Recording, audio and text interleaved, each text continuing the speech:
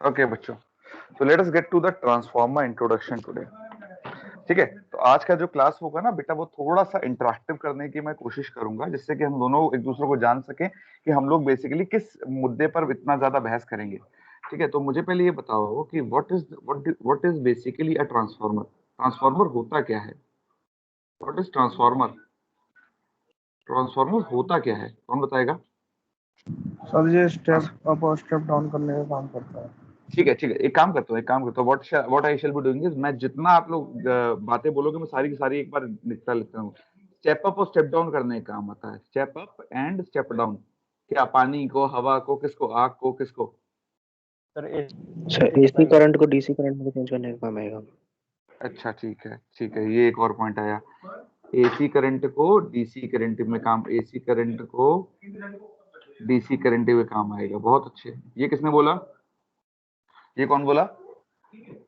Varun sir. किसने? हैं? वरुण। वरुण, अच्छा ठीक है जी। और बताइए, और क्या क्या पता है आप लोग को? चलिए। सर इलेक्ट्रिकल एनर्जी को ट्रांसफॉर्म करता है इलेक्ट्रोमैग्नेटिक इंडक्शन के थ्रू। ठीक है, ट्रांसफर करता है, ट्रांसफॉर्म करता है? सर ट्रांसफॉर्म करता है। ट्रांसफॉर्म करता है इलेक्ट्रिकल एनर्जी को रिस्ट्रिक्टेड एनर्जी में कन्वर्ट करता है। To EMI. ठीक है, चलो बहुत अच्छे। और बताओ कोई, और कोई? इसको मैं लिख दे रहा हूँ, स्टेप अप में स्टेप डाउन वोल्टेज में करंट। ये खुद ही आंसर मैं दे रहा हूँ इसका। ठीक है चलो, और बताओ, और कोई कुछ कहना चाहता है इसके बारे में? राशि, एनी पॉइंट? राशि, एनी पॉइंट? सर एक सर्किट से बोलते रहो। सर एक सर्किट से दूसरे सर्किट में इलेक्ट्रिकल एनर्जी का transfer in the presence of magnetic field. बहुत बढ़िया। In the presence of magnetic field, in the presence of magnetic field. ठीक है, transfer energy from one circuit to other circuit. ठीक है जी, बहुत बढ़िया। और कोई कुछ कहना चाहता है? तिवारी जी, राहुल कुमार तिवारी, कुछ कहना चाहते हैं आप? राहुल कुमार तिवारी जी, और बताइए। Sir power transmission. ठीक है, पावर ट्रांसमिशन। ठीक है, ले लिया। और बताओ। Sir it is a static machine. Static machine, अच्छा ठीक है जी। चलो और बताओ, और बताइए। शुभांकर पटेल, बोलो बेटा कुछ। Yes sir. बोलिए, आप भी बोल लीजिए अपने मन की बात कुछ।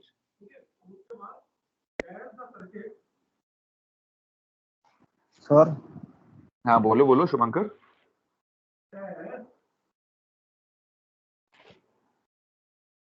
बेटा देखो, now let us come to the point now. अब मतलब इतनी बात की बात है। अच्छा, जो इसमें सबसे गलत आंसर है वो ये है कि एसी करंट को डीसी करंट में काम करने का काम होता है। ठीक है, पहली बात तो ये सबसे गलत आंसर है, क्योंकि ये काम ट्रांसफार्मर नहीं करता। ये काम कौन करता है? वरुण, नाम सुना है कभी जिंदगी में? इन्वर्टर। रेक्टिफायर। एसी को डीसी में कन्वर्ट करता है रेक्टिफायर, और डीसी को एसी में कन्वर्ट करता है इन्वर्टर। ठीक है जी। अब जरा इसके बारे में बात करते हैं जो सही मुझे लग रहे हैं, कुछ बातें।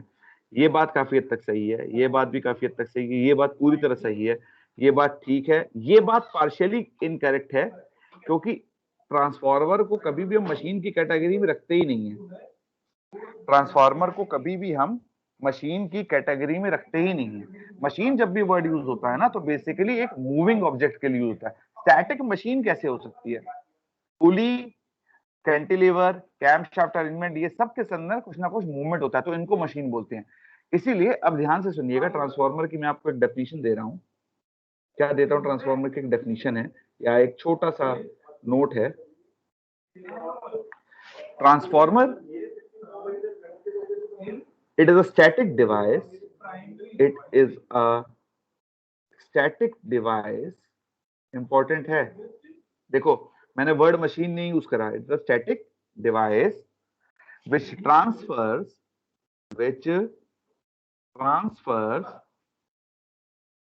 electrical energy We transfers electrical energy from source to load, source to load, ये word important है, source to load by changing voltage and current, by changing and voltage, by changing voltage and current, by changing voltage and current without any change in frequency. ये important point किसी ने नहीं बोला कि sir किसी भी हालत में फ्रीक्वेंसी में कोई चेंज नहीं होगा। ठीक है, बात समझ में आई। पहली बात मैंने क्या बोलनी इंपॉर्टेंट समझी, ध्यान से देखिएगा। मैंने क्या बोला, स्टैटिक डिवाइस है, ठीक है, और क्या काम करता है, transfers electrical energy from source to load बोल दो, चाहे one circuit to another circuit बोल दो, दोनों ही डेफिनेशन मुझे अच्छी लगती हैं। From one circuit to other circuit भी बोल सकते हो, कोई दिक्कत नहीं है।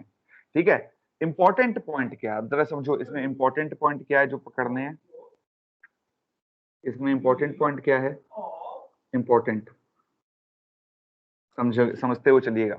ट्रांसफार्मर के अंदर दो वाइंडिंग होती है, क्या होती है, दो windings, two set of winding, primary secondary, बिल्कुल सही, एक प्राइमरी एक सेकेंडरी। ठीक है, जरा एक बार एक एग्जांपल लेके चलता हूँ, जो मैं हमेशा पसंद करता हूँ, एक कोर बनाना, वैसे बना देता हूँ। ठीक है, एक प्राइमरी और एक सेकेंडरी। ठीक है जी, ठीक है, ये बन गया। अब दोस्त मुझे ये बताओ, समझो यहाँ पे मैंने क्या बोला, एक सेट ऑफ ये है वाइंडिंग। अभी मैं जब कंस्ट्रक्शन डीप में डील करूंगा तब मैं आपको बताऊंगा कोर टाइप और शेल टाइप ट्रांसफार्मर अलग अलग होते हैं, इसलिए परेशान नहीं होगा कि सर सिर्फ एक ही डायग्राम बना के चल रहे हैं, जबकि और भी होते हैं, बनाएंगे, वो सब भी बनाएंगे। ठीक है जी, यहां से लिया, ठीक है,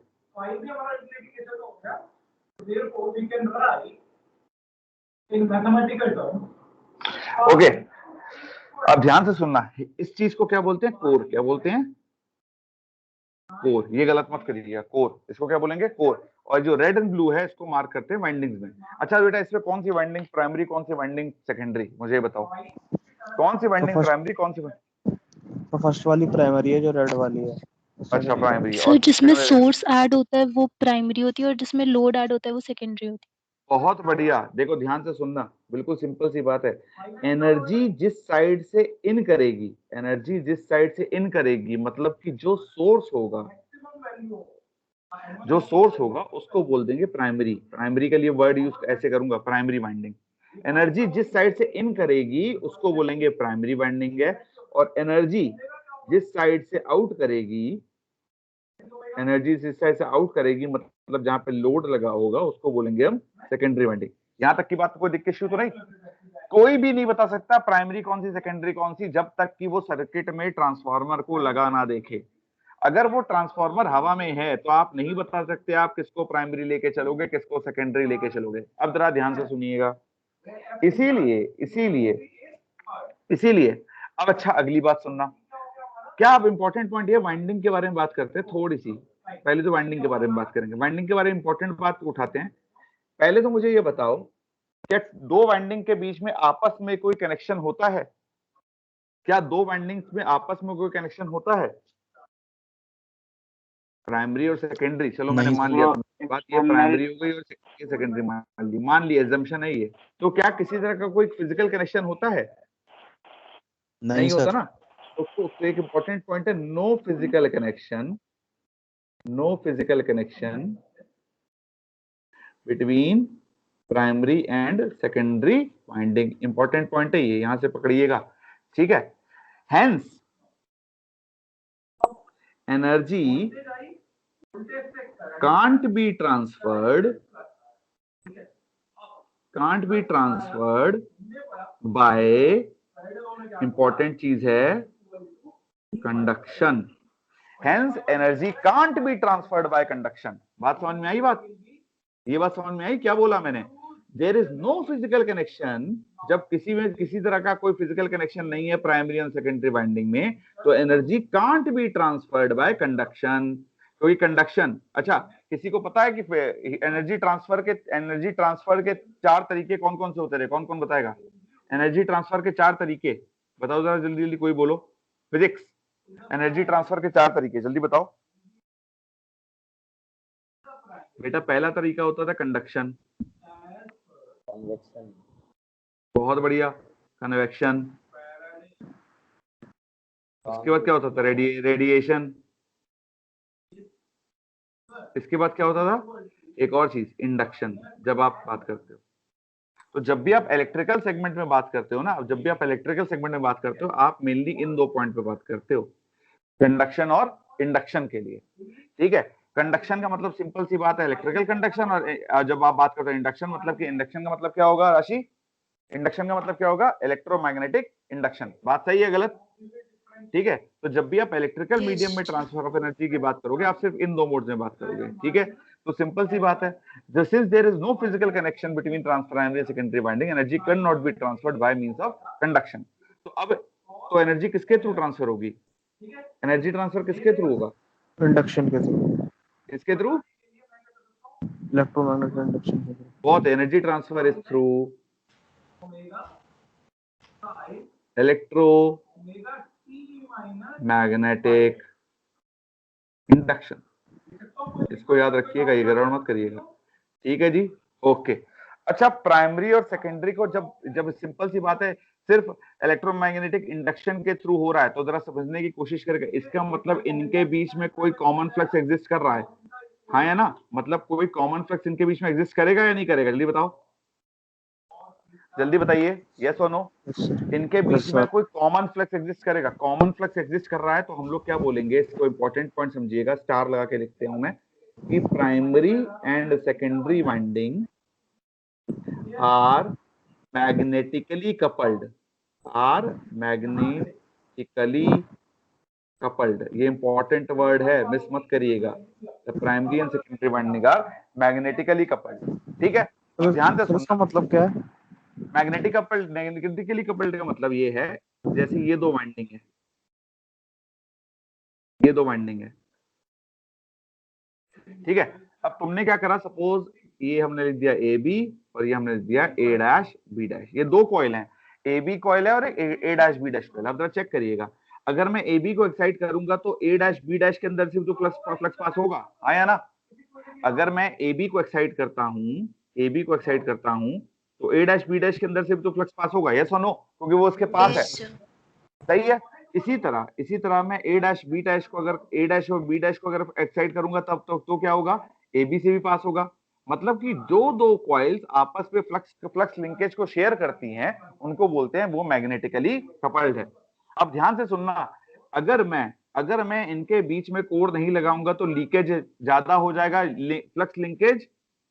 जल्दी बताओ, अगर मैं इनके बीच में कोर नहीं लगाता हूं 2 कॉइल के बीच में, तो फ्लक्स लीकेज ज्यादा, तो फ्लक्स लिंकेज, यूजफुल फ्लक्स कम हो जाएगा, बढ़ जाएगा? जल्दी बताओ, सिंपल सा क्वेश्चन है। अगर मैं 2 कॉइल्स के बीच में कोर नहीं लगा रहा हूं, तो लीकेज मतलब बेकार वाला फ्लक्स ज्यादा होगा और यूजफुल फ्लक्स कम हो जाएगा।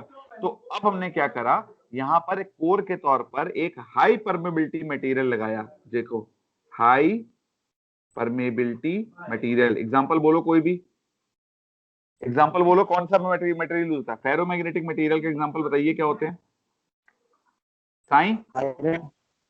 हाँ, iron, cobalt, iron nickel cobalt, कुछ भी यूज कर लो, सही है। यही चीज मैंने बोलने की कोशिश जब शुरू करा था तभी बताया था। ठीक है, तो इसका मतलब ये हो गया। अब ध्यान से सुनिएगा, अब अगर तुमने क्या करा, सुनो, इसी एग्जांपल से पकड़ने की कोशिश करो। अगर तुमने इधर से एनर्जी दी तो एनर्जी इधर ट्रांसफर हो जाएगी, तो अगर तुमने इधर से एनर्जी दे दी तो एनर्जी इधर ट्रांसफर हो जाएगी। इसका मतलब primary and secondary winding are magnetically coupled. तो इसकी वजह से क्या होता है, energy flow is possible in either direction. Either direction का मतलब क्या हुआ? ईदर डायरेक्शन का मतलब क्या हुआ? ईदर डायरेक्शन का मतलब क्या हुआ? चाहे वो इधर से इधर चली जाए, मतलब चाहे लेफ्ट टू राइट चली जाए, चाहे वो राइट से लेफ्ट चल गया, मतलब कि डीटीसी वाला निशान, यही तो होता है। मतलब पावर फ्लो दोनों डायरेक्शन में पॉसिबल है। अगर पावर फ्लो दोनों डायरेक्शन में पॉसिबल है तो क्या किसी एक वाइंडिंग को हम प्राइमरी और किसी एक वाइंडिंग को हम सेकेंडरी फिक्स्ड तौर पे कह सकते हैं? मुझे ये बताओ। अगर एनर्जी फ्लो की किसी दोनों डायरेक्शन में पॉसिबल है तो क्या किसी एक वाइंडिंग को प्राइमरी और किसी एक वाइंडिंग को सेकेंडरी बोल सकते हैं हम लोग? नहीं ना। ठीक है, तो हम लोग अब जो वर्ड यूज करते हैं, हम लोग वर्ड यूज करते हैं एलवी एंड एचवी। एलवी का मतलब क्या? Low voltage. और एचवी का मतलब क्या होगा? High voltage. अब जरा ध्यान से सुनना, इसको बड़ा सिंपल सी बात करते हैं।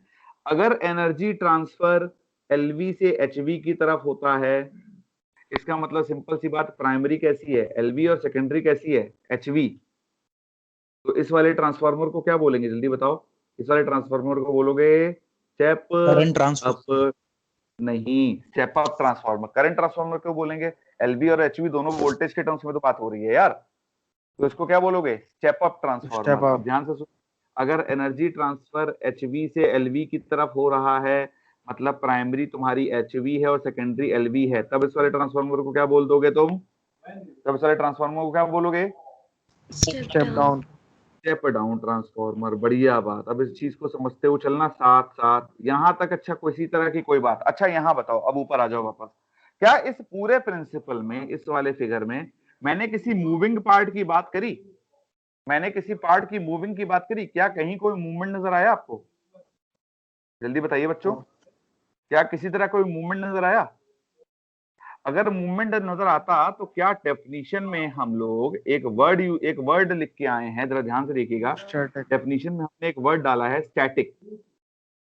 ये वर्ड क्या हम ये यूज कर पाते? ठीक है, ठीक है। अब ध्यान से सुनिएगा। अब हमने अगली बात क्या पकड़ी कि भाई ये तो एक स्टैटिक पार्ट है। कैसा पार्ट है? स्टैटिक डिवाइस है। स्टैटिक डिवाइस का मतलब ये क्या हो गया? स्टैटिक डिवाइस का मतलब क्या हो गया? मतलब नॉन मूविंग। मतलब हिंदी में स्टैटिक का मतलब क्या होता है? कोई बताएगा हिंदी में स्टैटिक का मतलब क्या होता है? इसका मतलब होता है स्थिर। मेरी हिंदी थोड़ी खराब है तो थोड़ा शायद सही लिखा है, ऐसे लिखते हैं ना हिंदी में। स्टैटिक का मतलब होता है स्थिर, मतलब सारे के सारे वो नॉन मूविंग है। कैसे हैं? Non moving. अब अच्छा एक चीज बताओ, अगर मैं कहता हूं कोई ऑब्जेक्ट मूविंग नहीं है तो फ्रिक्शन लॉस कितना होगा? फ्रिक्शन लॉस कितना होगा? जल्दी बताओ। क्यों क्यों क्यों क्यों? ये कैसे पता चला? क्यों ये कैसे बात चली? फ्रिक्शन लॉस पार्ट है नहीं तो फ्रिक्शन नहीं। बिल्कुल सही बात। जब friction is a force which opposes the movement. जब फ्रिक्शन ही, जब मूवमेंट ही नहीं है तो फ्रिक्शन नहीं, हो फ्रिक्शन नहीं तो फ्रिक्शन लॉस नहीं। सही बात, इंपॉर्टेंट है कि नहीं बात? अब अगली बात समझो यहाँ पर। इसका मतलब फ्रिक्शन लॉस नहीं है। अब ध्यान से समझना, इसका मतलब जब फ्रिक्शन लॉस है ही नहीं, अच्छा इकलौता यही है जहां पर मूवमेंट नहीं होता, चाहे वो फिर डीसी मशीन हो, चाहे इंडक्शन मोटर हो, चाहे सिंक्रोनस मशीन हो, हर जगह कुछ ना कुछ मूवमेंट मिलेगा। अगर फ्रिक्शन लॉस नहीं है तो इसकी एफिशिएंसी कैसी होगी? इसकी एफिशिएंसी कैसी होगी? जल्दी बताओ, एफिशिएंसी कैसी होगी? हाई। ठीक है, highest of all. Highest of all. एक स्टैंडर्ड नोटेशन कहता है कि ट्रांसफार्मर की एफिशिएंसी हमेशा 90% प्लस आनी चाहिए हर हालत में। ट्रांसफार्मर की एफिशिएंसी कैसी आनी चाहिए? 90% प्लस। यहां तक बात समझ में आई? ठीक है। अब जरा एक इंपॉर्टेंट बात सुनो। आपने बोला सर आपने क्या बोला कि भाई साहब कि फ्रिक्शन लॉस तो नहीं है। हमने कहा ठीक है फ्रिक्शन लॉस नहीं है, फिर भी आप बोल रहे हो सर कि इसकी जो एफिशिएंसी है वो 90% के आसपास आती है या 95% के आसपास। तो ये 10% कहाँ जाएगा? तो अब पकड़ना इसको शुरू करते हैं, कहाँ जाएगा बेटा? ये बात सही है कि friction loss is equal to 0 है। ये क्या बात हुई? ये बात तो मान ली कि friction loss is equal to 0 है। ये बात बिल्कुल ठीक है। मगर जब भी करंट वाइंडिंग में फ्लो करेगा, वाइंडिंग में करंट फ्लो करेगा, तो सिंपल सी बात, कुछ ना कुछ आई स्क्वायर आर लॉसेस तो करेगा या नहीं करेगा? हाँ या ना? जल्दी बताओ। जब भी करंट वाइंडिंग में फ्लो करेगा तो सिंपल सी बात है, कुछ ना कुछ वाइंडिंग के अंदर आई स्क्वायर आर लॉस होगा या नहीं होगा? इसको अब वाइंडिंग बनती किसकी है? कौन बताएगा? वाइंडिंग किसकी बनाते हैं हम लोग? जल्दी बताओ। कॉपर। वाइंडिंग बनती है कॉपर की। ये बात कॉपर लॉसेस। नहीं, फेरोमैग्नेटिक। हाँ, तो इसलिए कॉपर की बनती है। वाइंडिंग किसकी बनती है? कॉपर की। तो हम लोग इस वाले लॉस को क्या बोलेंगे? इस वाले लॉस को बोलेंगे कॉपर लॉस। ठीक है, तो याद रखिएगा, मैं चाहे वाइंडिंग लॉस बोलूं चाहे मैं कॉपर लॉस बोलूं, मैं बात एक ही कर रहा हूं। कोई दिक्कत तो नहीं, यहां तक कोई समस्या तो नहीं? ठीक है, रियापाल, रियापाल यस सर। यहां तक बात समझ में आ रही है?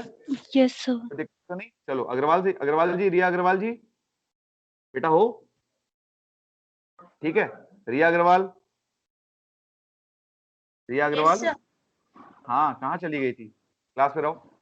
ठीक है, अब अगली बात करते हैं। तो एक लॉस तुमको कौन सा समझ आ गया कि फ्रिक्शन लॉस तो जीरो है, ये बात बिल्कुल ठीक है, मगर हुआ क्या, बाइंडिंग में लॉसेस होंगे जिनको हम लोग बोलते हैं कॉपर लॉस, और जो कि कैसे लॉस होते हैं। अच्छा, आई स्क्वायर और लॉसेस के लिए एक बड़ा सिंपल सा वर्ड है, इसको बोलते हैं रेजिस्टिव लॉसेस। कैसे लॉसेस होते हैं?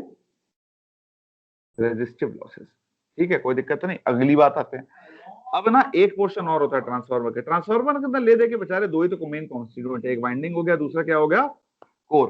अच्छा, कोर में क्या होता है, कोर के अंदर क्या मैग्नेटिक फील्ड होती है,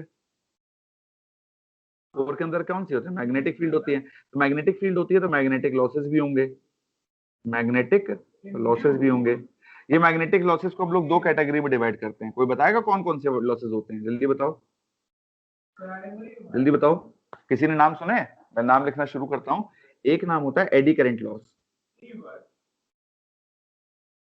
नाम होता है हिस्टेरेसिस। बहुत बढ़िया, एक लॉ होता है हिस्टेरेसिस लॉ, बहुत अच्छे बच्चे, एक लॉ होता है हिस्टेरेसिस लॉ। सिंपल सी बात है, एक लॉस होता है एडी करंट लॉस, दूसरा लॉस होता है hysteresis loss. Since generally the core is made up of your ferromagnetic material, let's say iron, so these magnetic losses are now referred as, इनको क्या बोलोगे, इनको बोलोगे आयरन लॉसेस। क्या बोलोगे इनको? Iron iron losses. बेसिकली। अब ध्यान से देखना, अगर मैं तुमसे बड़ी सिंपल सा क्वेश्चन एक पूछता हूं, जरा मुझे बताने की कोशिश करिएगा, यहां से इसके बाद हम लोग एक लास्ट पॉइंट इसका पकड़ेंगे और आज का लेक्चर क्लोज करने वाले हैं जल्दी से। अगर मैं ये पूछूं कि एडी कि अगर ट्रांसफार्मर में हीटिंग हो रही है, ट्रांसफार्मर में क्या हो रही है, हीटिंग होती है ना, ट्रांसफार्मर गर्म होता ही नहीं होता कि ठंडा रहता है बिल्कुल, यस सर, ऐसा गर्म होता ट्रांसफार्मर में अगर मैं पूछता हूँ हीटिंग हो रही है, तो हीटिंग भी एक तरह का लॉस है, हाँ या ना, हीटिंग भी एक तरह का लॉस है, गलत बात तो नहीं भैया? Your electrical energy is converted to heat energy, such form of loss. अब ये तो ट्रांसफार्मर में हीटिंग किस किस लॉस की वजह से हो सकती है?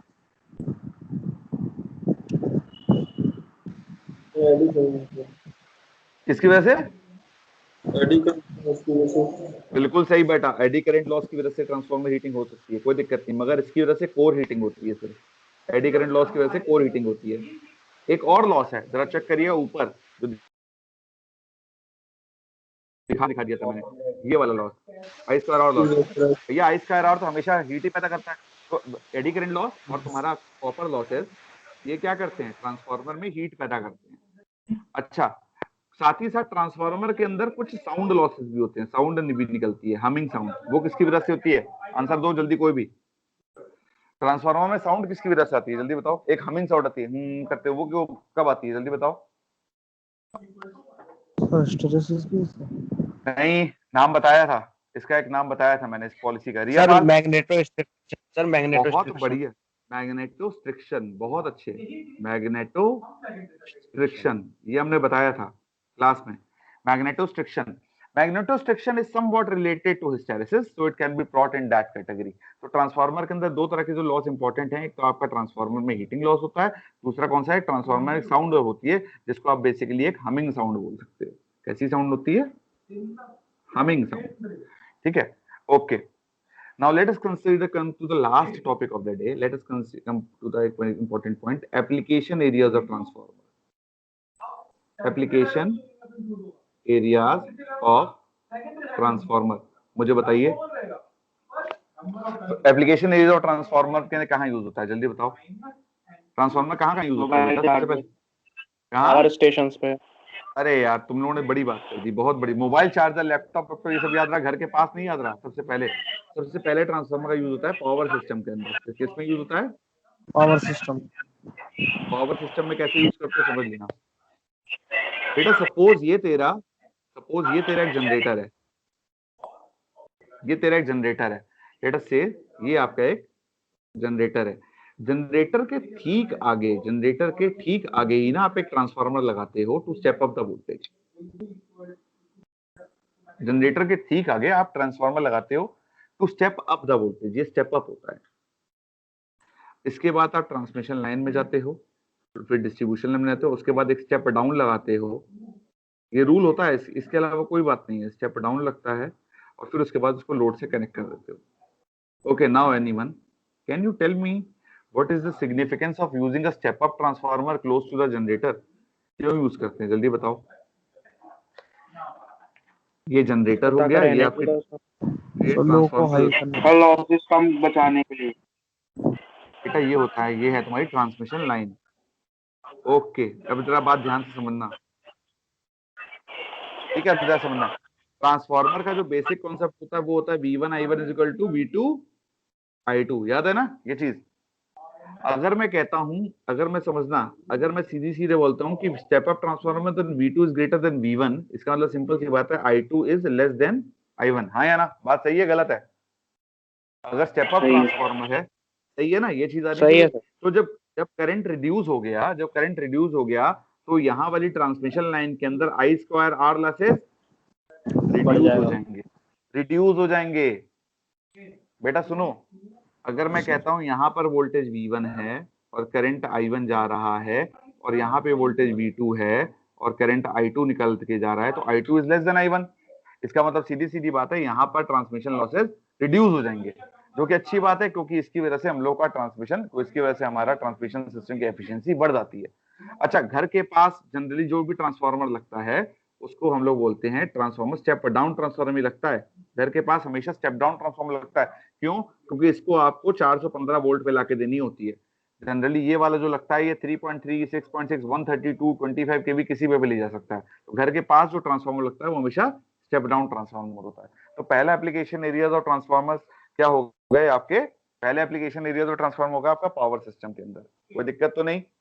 यहां तक कोई दिक्कत तो नहीं है? जल्दी बताओ बच्चों। नो तो पहला एप्लीकेशन, ठीक है, पहला एप्लीकेशन एरिया आपके पास क्लियर अभी की डेट में कि वो। दूसरा जो है in communication system, in communication system, एक सेकंड इस पर आपसे, इन कम्युनिकेशन सिस्टम,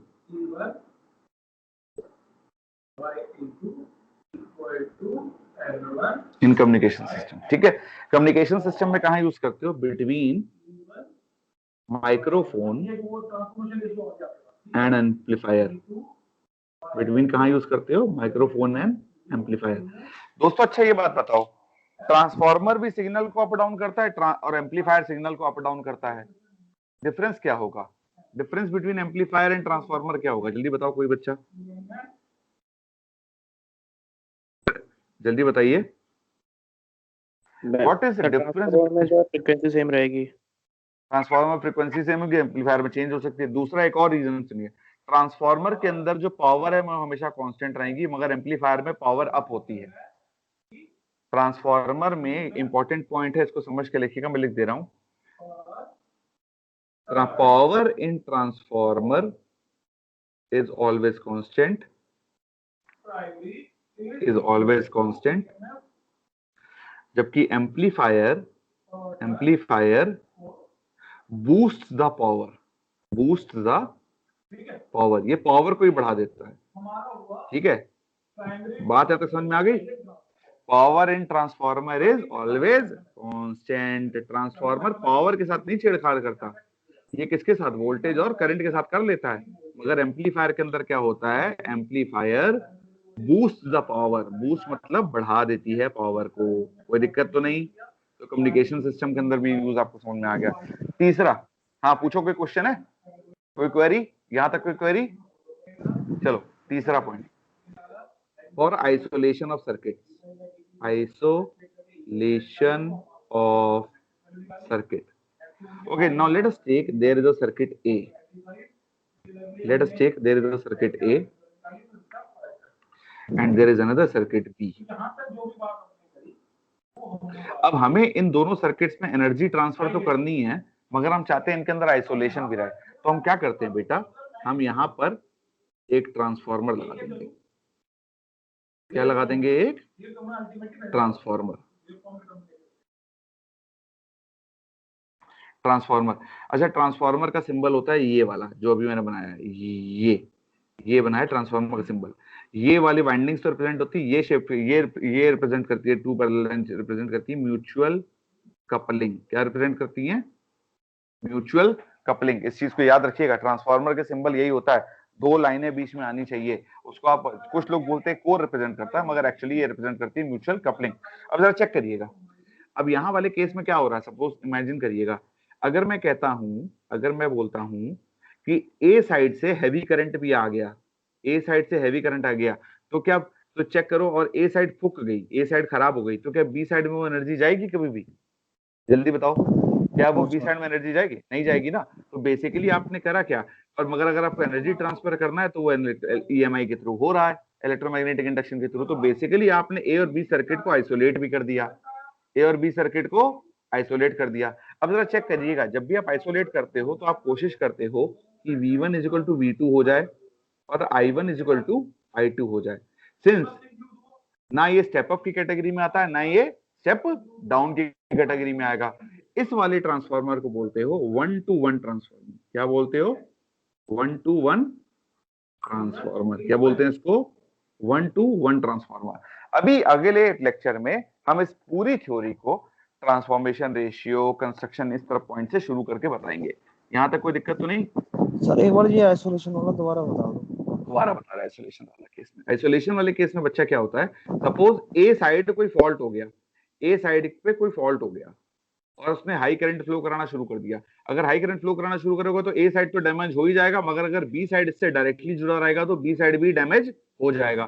तो इस तरह के जब महंगे इक्विपमेंट इस तरह लगे रहते हैं तो करते क्या है, इनको आइसोलेट करने के लिए एक ट्रांसफार्मर लगा देते हैं। जब ट्रांसफार्मर आपने लगा दिया तो उससे क्या होता है बच्चे, कि सर्किट के अंदर एनर्जी तो ईएमआई के थ्रू ट्रांसफर हो जाती है, मगर सर्किट के अंदर कभी भी कोई रैंडम फॉल्टी सिचुएशन आती है तो करंट ट्रांसफर नहीं होता, जिसकी वजह से बी साइड प्रोटेक्ट हो जाएगी, मतलब बी साइड आइसोलेट हो जाएगी। आइसोलेशन के अंदर generally voltage level and current level are kept same, तो इसको बोलते हैं 1-to-1 transformer. Now let us come to एक अगला पॉइंट, लास्ट पॉइंट है, इसको जरा अभी खत्म करेंगे। हम अगली चीज बता रहे हैं, टर्न्स रेशियो। क्या बता रहे हैं? Turns ratio. ठीक है, अच्छा जी, suppose a transformer is there, last का 1 सेकंड बचा है तो इसलिए अभी आज इंट्रोडक्शन देख खत्म करेंगे। Suppose a transformer is there having primary and secondary windings,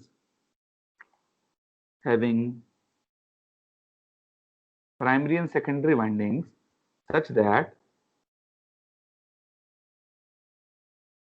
the primary turns are N1 and secondary turns are N2. अगर मैं बोलता हूं कि यहाँ पर वोल्टेज लेवल V1 है और यहाँ पर वोल्टेज लेवल V2 है, तो इसको चेक करिएगा, V1 upon V2 is equal to N1 upon N2 आएगा। ठीक है, ये चीज पता होगी शायद 12th में बताते हैं, V1 upon V2 is equal to N1 upon N2। ये चीज पता है या नहीं पता है क्लास? राशि, ये चीज पता थी या नहीं पता थी बेटा? Yes sir. ठीक है, तो इस चीज को, हाँ, इस चीज को अभी हम लोग as in the form of derivation लेके जाएंगे। ठीक है, इसको हम लोग पूरा डिराइव करेंगे। ठीक है, तो बच्चों that's end of the class for the day. ठीक है, कोई डाउट हो तो you have my number, you can always give me a call और you can always ping me WhatsApp.